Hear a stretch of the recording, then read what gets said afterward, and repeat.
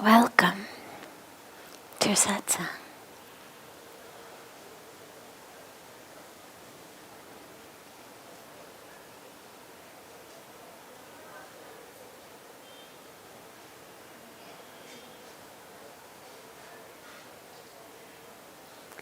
So beautiful to be together as always.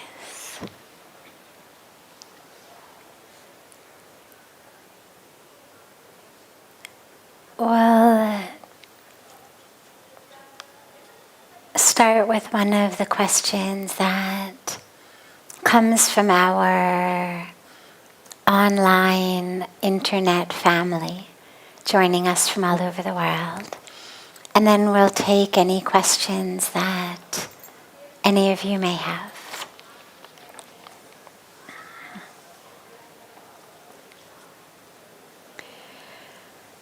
How to forget the past.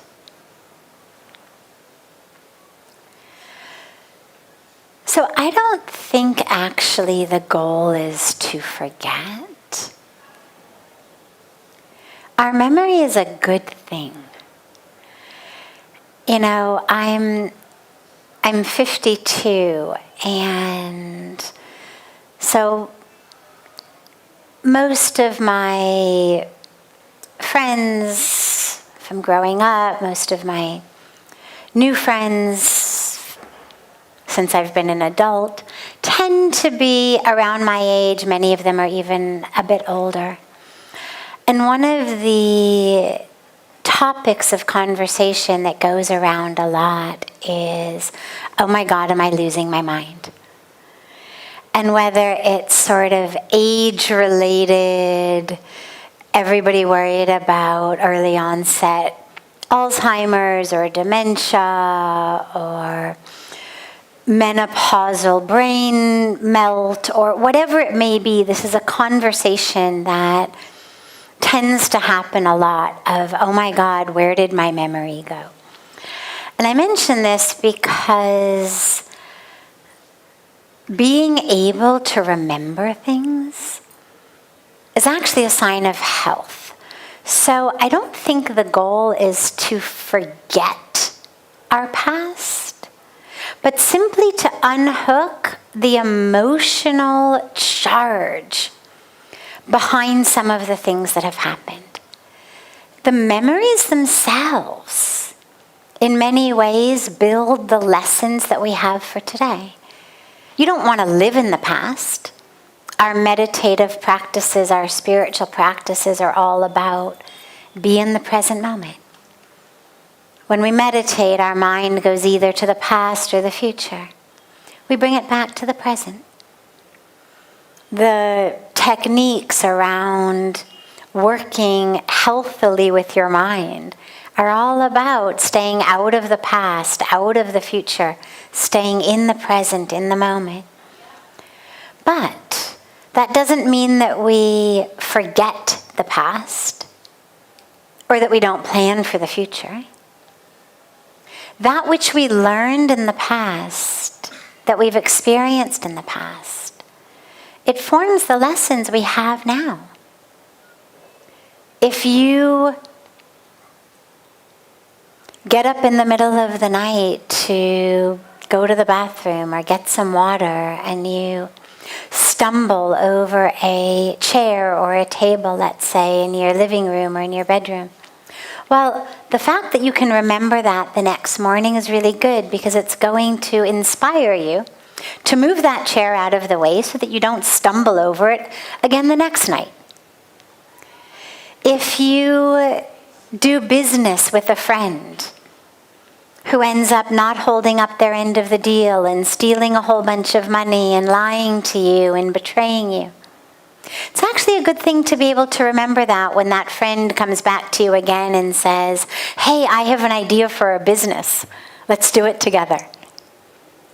It's good for you that you can remember that this person is the one who cheated you, stole your money, ruined 10 years of your life.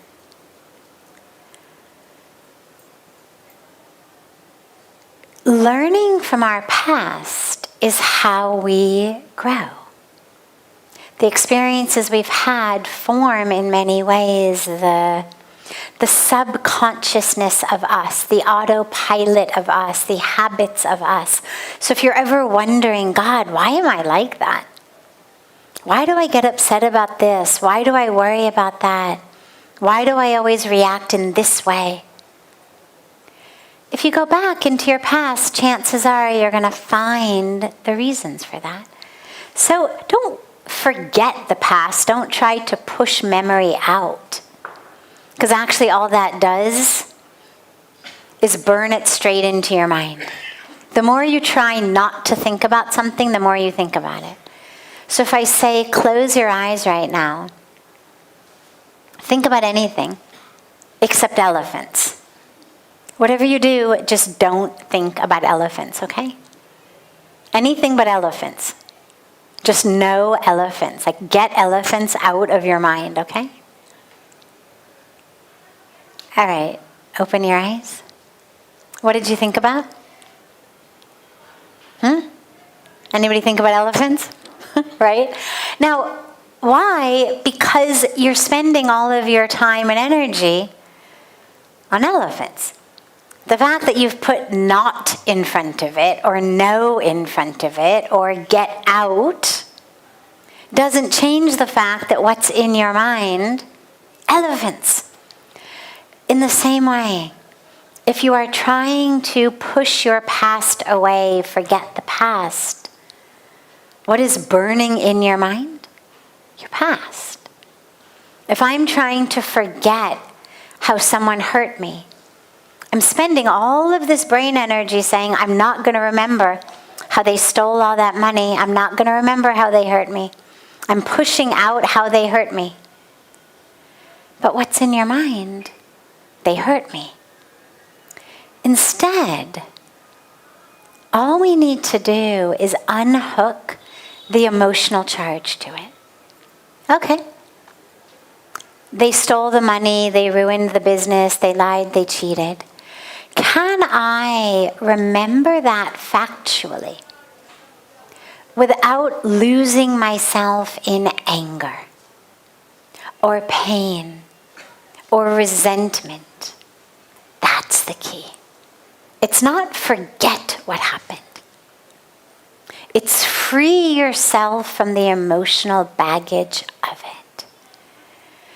And the way that that happens is we let go and we forgive. We let it go. We let it go into Mother Ganga. We let it go into the fire ceremony. We let it go into the universe.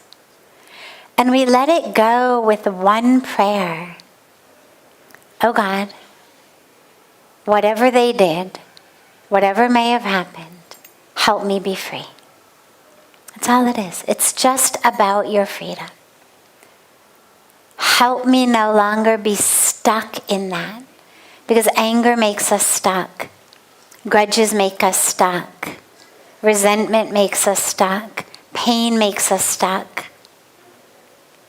Guilt makes us stuck. So whether it's what someone else did or what you did, we're stuck with all of it. And so we let it go. Whatever happened, it happened, okay. I forgive. I forgive you for your ignorance. I forgive myself for my own ignorance. We forgive. And we let it go. And that's the way to unhook the emotional baggage from your past. So don't worry about trying to push it out. But if there's a charge, it means there's some forgiving that needs to happen. So you're in the perfect place. Stand on the banks of Ganga and offer the anger, offer the pain, offer the resentment, offer the guilt to Ganga. The memory will still be there, but the charge will not be. And then you will be free. And that's the ultimate goal. The goal is not thou shalt be memoryless. The goal is thou shalt be free. Good. questions from anyone here?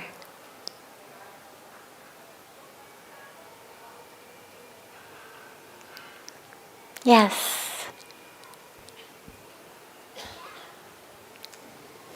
What are the... Is it on? Yes. What are the... It's on, but it's got its special angle that it requires. There you go. Yeah, I think. Yeah. What are the consequences of turning off? So, for example, if... Just one sec. Can you hear her in the back? Not so much. So, there we go.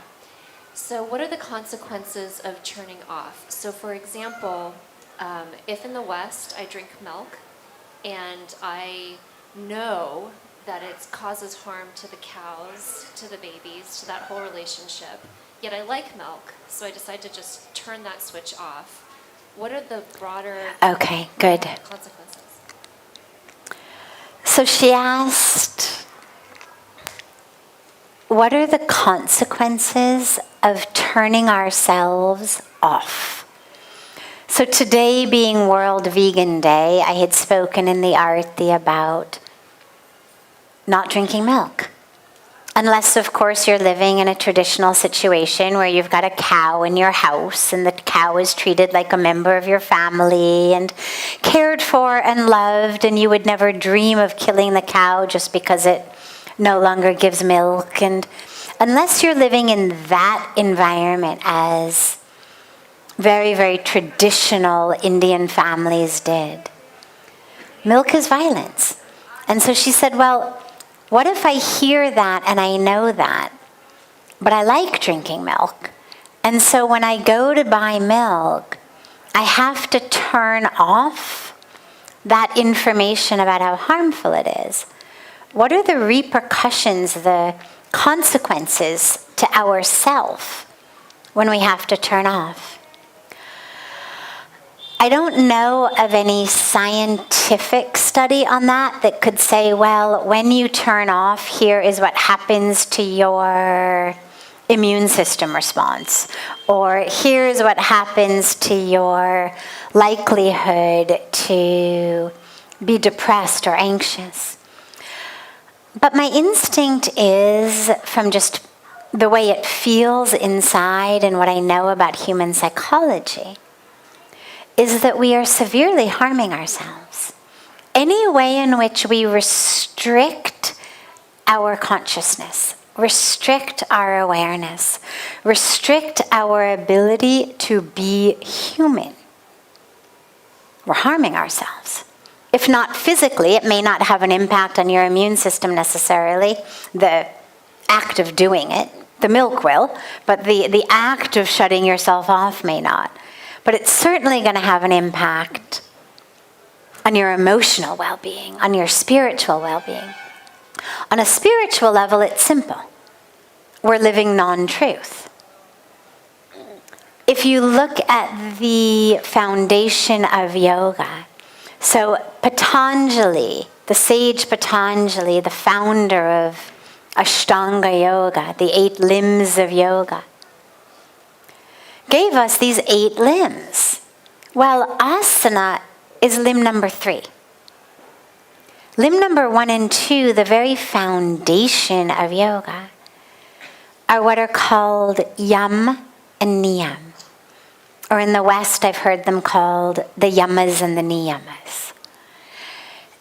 They're essentially the 10 commandments of living a yogic life. It's not about religion. It's not about culture, it's not about language, it's simply about living what we would call a dharmic life, a righteous life, a life of integrity, a yogic life.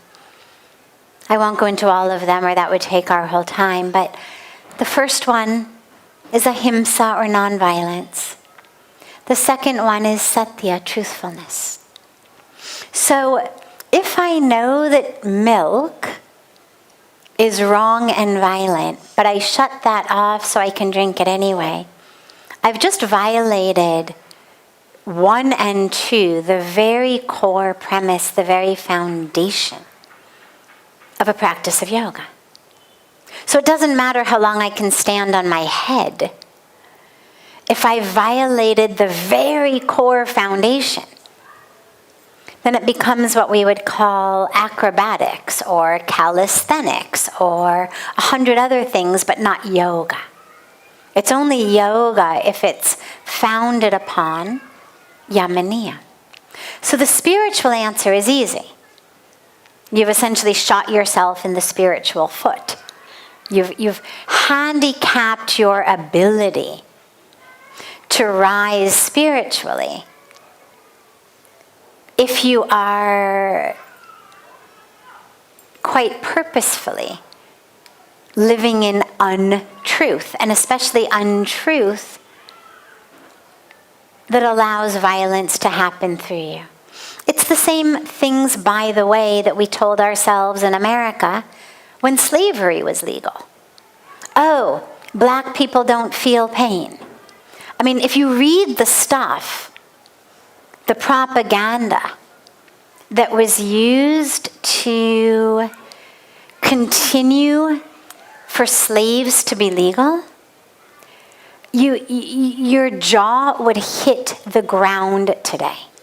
You wouldn't know whether to laugh at the absolute absurdity or to just sob at the inhumanity. I mean, literally things like they don't feel pain. But we come up with all kinds of rationale to do what we want to do. But when you are living a life in which your choices require you to tell such violent untruths about people of a different color, people of a different race, people of a different religion, people of a different sexual orientation, different species. If we need to tell ourselves lies about who feels what, oh, I know they don't feel. Well, of course they feel. Pick up any science textbook. They've got nervous systems. Of course they feel. But we tell ourselves these unequivocal untruths, undeniable untruths, just to enable us to continue to live the way we want to live. It's like buying things that are being produced in sweatshops. Nobody wants to hear about it. But that doesn't change the fact that our consumer clamoring for more and more and more, cheaper, cheaper, cheaper, isn't keeping women and children in third world countries working in sweatshops. But we don't want to think about that. So we go out and we shop till we drop, feeling very good about all the sales and the bargains we got. Really deliberately not thinking about where that may have come from, what sort of corners had to be cut by the producers in order to sell it to me so cheaply. I mean, think about fast food restaurants. I don't know the prices in India because even though I've lived here almost 30 years, I've never eaten out. But in America, you can walk into a place like McDonald's or Burger King or whatever it is, and at least when I was growing up, you could get a hamburger, a cheeseburger, a Big Mac for, 69 cents. And it would cost you several dollars to buy the salad there. Would cost you $15, $20 to walk into the restaurant next door and get a plate of pasta instead. But we don't ask ourselves, how is it that this meat is so cheap? How is it possible that this is only 69 cents when a plate of pasta is $15?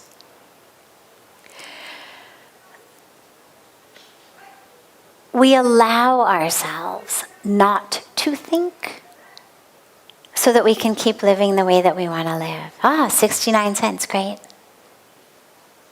And we don't think about the ramifications. So spiritually, it's obvious how detrimental that is. to live in that kind of illusion and falseness. On an emotional level, I also think it's really detrimental, because even if you're not on a spiritual path, we all want our heart to be open. If our heart is closed, we cannot love.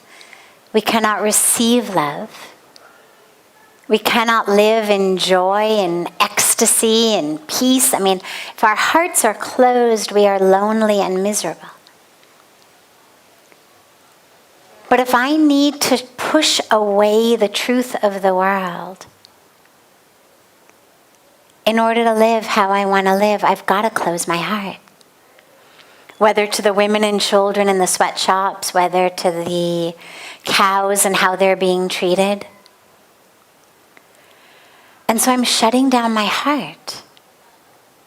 I'm also doing one other thing, which is spiritually, intellectually, emotionally, very, very damaging. Which is, I'm teaching myself that I am the type of person who is prepared to overlook untruth when it suits me. I'm giving myself a very detrimental message, which is, if it suits me, I can look the other way. And what that means is my entire self-identity shifts into, I'm one of those types of people.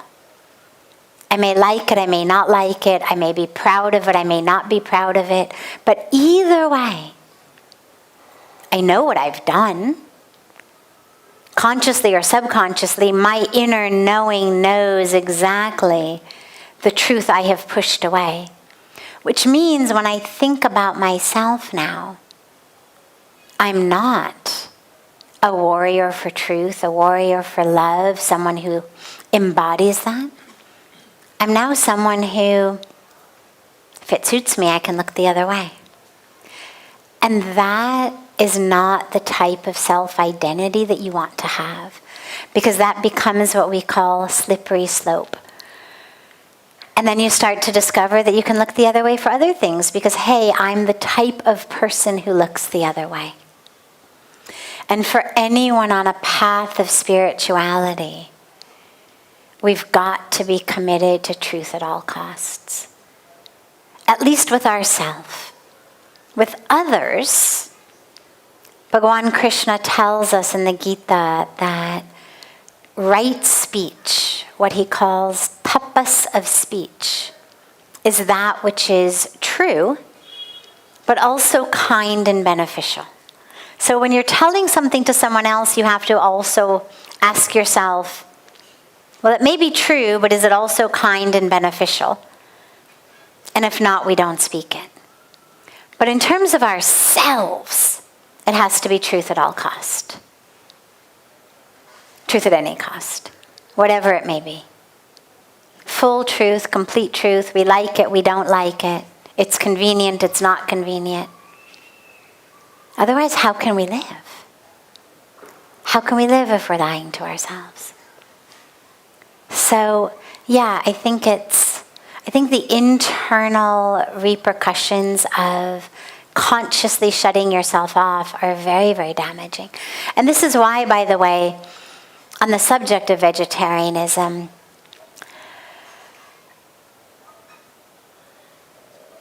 for me, I'm really clear that I'm not the moral police, and I'm not the value police, and I'm not the spiritual police, and I'm not here to tell anybody what decisions they should make for their own lives. But I do think that one thing is really important, which is that we live in truth. And an incredible leader and warrior and hero, really, for a movement, not only of vegetarianism and veganism, but of love and care and truth, is a man named John Robbins, who's just a hero of mine. And he had a beautiful line that I read, God, I was still a teenager. And he said, if you ever doubt whether you are meant to eat meat, Because sometimes they say, humans, we need it. We're supposed to have this. We need that. He said, look, if you ever doubt, he said, don't take my word for it. He said, when you see a cow walk by on the road, do you salivate? Does your mouth produce saliva when you see a cow or a chicken clucking along the side of the road? Or a pig on the side of the road? Because if you were supposed to eat it, your mouth would produce saliva at the sight of it. And he says, and if you doubt again whether you're supposed to eat it, he said, just walk up to the animal and sink your teeth into it. And just see what you're able to do with that, with the skin, with the feathers, with the whatever it may be. Does your human body have the capacity to deal with a cow, a chicken, that hasn't been killed, skinned, defeces, de-urined, de-blooded, and then cooked? And if you don't have the capacity to deal with that, then you can be pretty sure you weren't meant to deal with that. Because any animal that is a carnivore salivates at the sight of whatever it's supposed to eat. So it's another way of just testing that truth. Like if you don't believe me, if you think you're supposed to eat meat, see what happens if you sink your teeth into a cow. Or see what happens if you sink your teeth into a chicken. Like, does that feel internally like, oh yeah, this is what my body needs? If so, by all means, go for it. But if not, then in service of honest living, we need to kind of humbly admit that maybe we're not actually supposed to eat it. Because we certainly salivate if we're hungry and we see an apple hanging on the tree.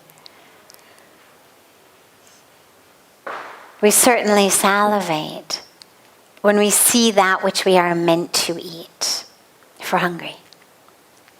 But typically not cows or chickens or pigs or fish swimming in the ocean. So, beautiful. Other questions? Yes. Thank you. How can you explain inequalities in the world? Why was I born and grew up in a country or in a land far from war, lucky enough to have food every day? Yeah. How do we explain inequality? Why was she born in a country far from war with the ability to have lots of food on her plate and all of these benefits that so many of us have had? Why this inequality? So the law of karma is the way that we explain this. But it's really important to realize that it is not a law of rewards and punishments. It is not about good and bad. It is not saying, oh, you're poor in this life, it means you were bad in some past life, therefore you are being punished. All it is saying is, with the sum total of your past actions and their karmic ripples in the universe, their karmic points in your karmic bank account, these are the experiences that you need to walk through in order to get closer to God, in order to complete your karmic journey. We superimpose, a lot of those of us, especially from the West, we superimpose this kind of Santa Claus idea on the law of karma as though it's sort of, Santa knows if you've been good or bad, and if you've been good, you get all your presents, and if you've been bad, then you don't. It's not that. It's not about good or bad or rewards or punishments. It's simply a law of nature that, number one, says when you plant an apple seed, you get an apple tree. Not because you're good or bad, but simply because that is the seed you have planted. And sometimes that tree sprouts immediately, so you have immediate karmic fruits. Sometimes that tree sprouts many, many years from now. You have long-term karmic fruits. Sometimes that tree sprouts in a future lifetime. But whatever fruit you have today, you can be sure that you planted a seed for it in the past. But that law of nature is also founded upon the ultimate truth of our birth, which is the end point, the goal of this whole karmic cycle of birth and death and rebirth and birth and death, is that ultimately that karmic bank account becomes clear. And that's when we merge into the divine, when the metaphoric drop merges with the metaphoric ocean. That no matter what we do is accruing karma, some of it sweet, some of it bitter. What you could call your karmic plus points and minus points. But unlike a regular bank account, they don't cancel each other out.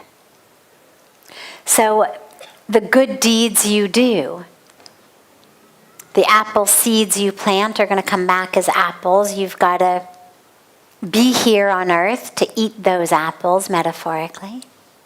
The not so good actions you do, the seeds that you plant of harm or pain or violence, are going to come back in that type of fruit, and you've got to be here to go through that. Both. The pleasant, the not so pleasant. And that ultimately the whole point of our cycles is to stop accruing this karmic fruit through total surrender to the divine. Through recognizing that we are not the doer, we are just an instrument in the divine's hands. And when we totally surrender everything, that's when we stop accruing the fruit of it. There's a line in the Bhagavad Gita that says, Yat karoshi yadashnasi, yajjahoshi dadasiyat, yat tapasya sekonteya, tat kurushva madarpanam. And it means, whatever you do, just offer it to me. Everything you do. Every action, everything you say, everything you eat, everything you perform, everything you speak, whatever you do, just offer it to me. Stop thinking of yourself as the doer. Recognize you are an instrument in the hands of the divine. You are a channel through which the divine flow is flowing. And just offer whatever you do to the divine. So, that is ultimately how we would stop accruing this karma and merge in. But I digressed for a moment. The inequality arises because of these karmic cycles. There are people for whom, due to their karmic past, their next step is to be taken in the environment, in the situation of struggle or of lack or of violence or whatever it may be, in order for them to get closer to God, in order for them to wipe clean their karmic bank account. And for others, their next steps are most conducive to be taken in situations with plenty. But here's what's interesting. That doesn't mean that either of them exists in a vacuum. We are all intricately linked and intertwined. So for example, let us say there is a child starving on the street, begging for food. Well, okay. So maybe the reason that she's in that condition is because of her karmic past. Okay, but I have walked by her. When I see her, compassion flows in me, maybe tears pour out of my eyes. Or maybe, going back to Tiffany's earlier question, maybe I try to ignore her and shut myself off, and I later suffer the consequences of having ignored her and turned off my compassion because it was too painful. But in either case, her sitting there is an important catalyst for me to learn an important lesson. Now she and I are locked. And in the first case, as my compassion flows, maybe instead of just giving her an apple or 10 rupees, I decide that we need to open up a school for poor kids so that they actually have a place to go to school instead of begging on the road. Now, her having been born in that situation served as a catalyst for hundreds of children who otherwise might not have had a school had I not had that reaction to seeing her. So you start to see how everything is interlinked and interlocked. Inequality exists today, yes, because of our karmic past, but it also exists today to ignite, to catalyze our karmic present and future. We cannot excuse it, accept it, tolerate it, simply because we can explain it and understand it by the karmic past. Karma is not only of the past, it is of the present and the future. And so we must understand it also as that which is there today to catalyze us to think differently, to live differently, to decide differently, to create together a different future.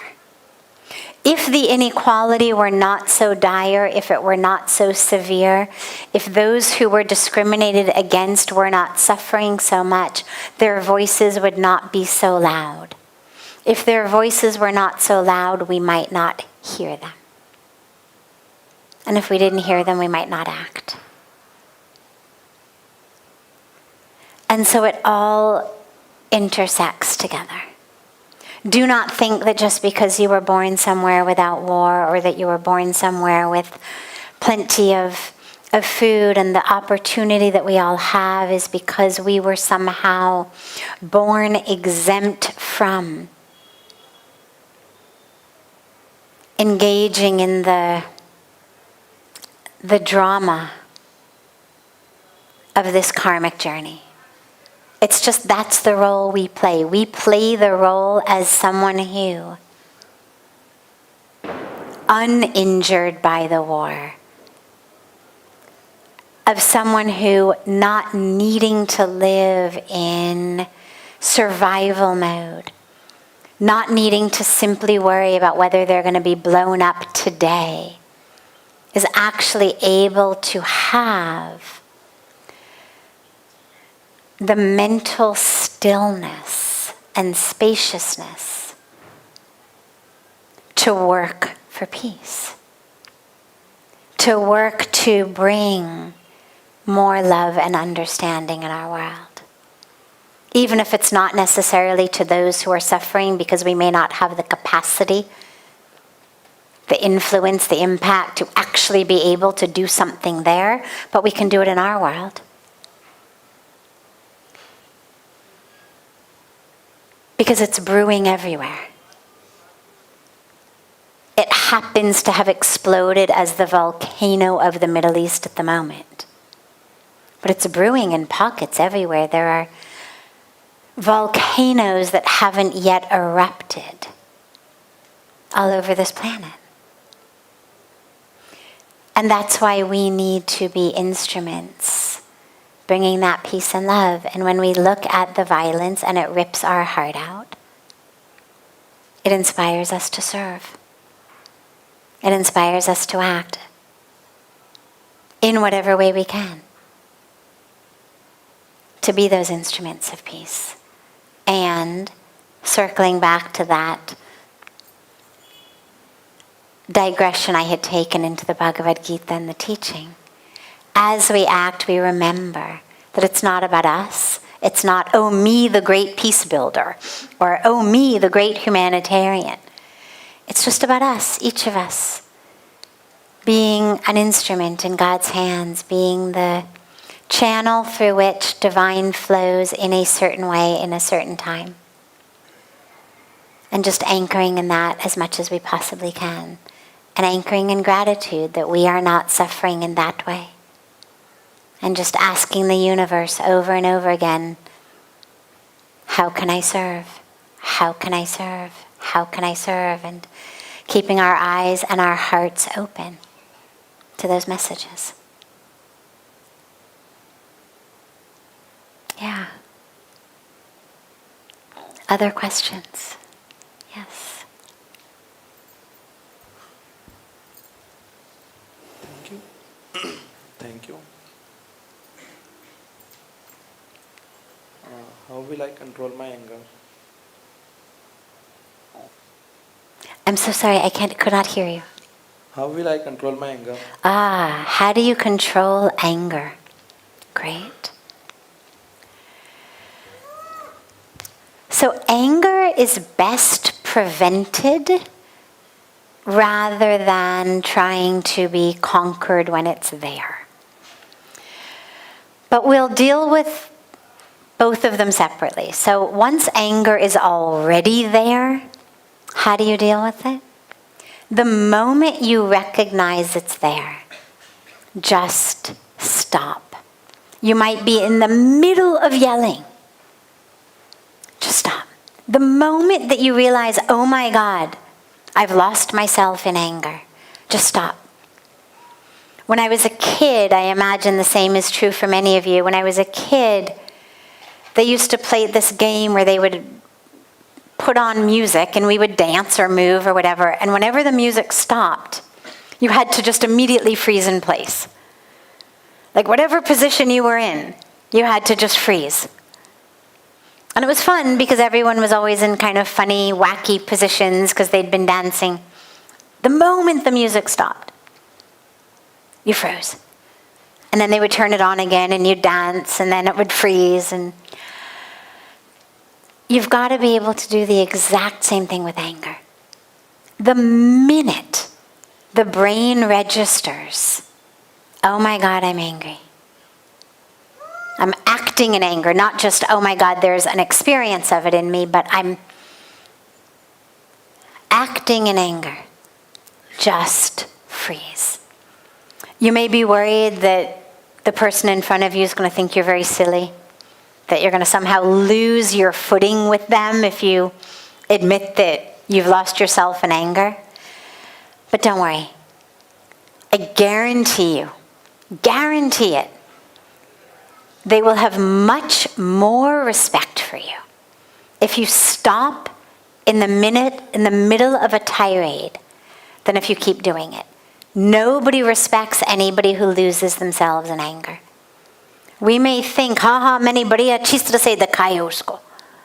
I showed them. But actually all that other person is thinking is, my God, what a fool they made of themselves. What in God, what a fit they had. They came out of their clothes. You know? Nobody says, wow, what a great guy. I really respect him for how much he yelled at me. So I promise you, stopping in the middle of it, even though it may feel foolish to you, actually is going to make the other person respect you a lot more. Just stop. Walk away from the situation. Whatever it is, just walk away mid-sentence. Get yourself alone. And just anchor in your breath. Deep breaths, long breaths. have a glass of water. Slow everything down. And just allow yourself to be. The breath is your best ally here, because the slower and the deeper your breath is, you cannot simultaneously be furious while your breath is slow and deep. And the moment you come into real consciousness, the anger dissipates. But that's hard. Most of us only realize how angry we were afterwards.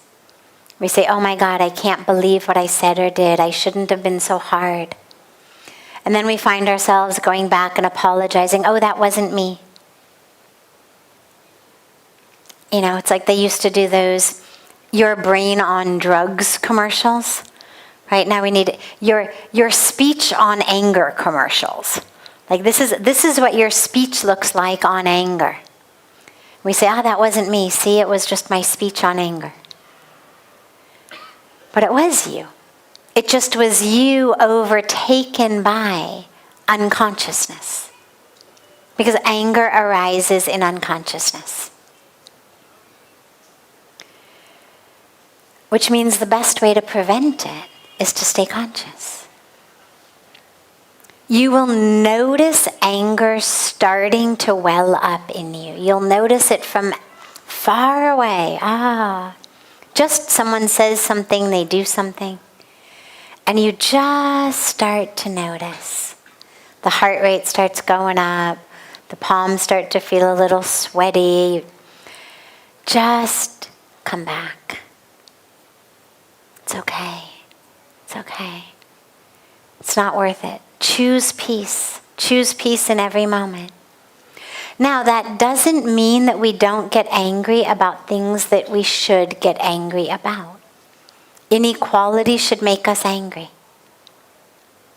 Violence should make us angry. Global hunger should make us angry. Climate change should make us angry. But that's not the sort of anger that arises in unconsciousness. It's not the sort of anger that makes us scream and yell and punch holes through walls or ruin relationships or drown our sorrows in alcohol or drugs or food.